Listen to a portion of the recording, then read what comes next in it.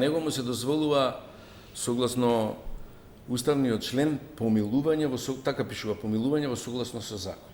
Што значи помилување? Помилување значи конкретен акт на корекција на правдата, што има председателот во рака. Тоа значи дека он морал да ги помилува еден по еден, ако сакал да ги помилува овие члени. Мијалков посебно, како се вика, Гордана Јанкуловска посебно, сите посебно.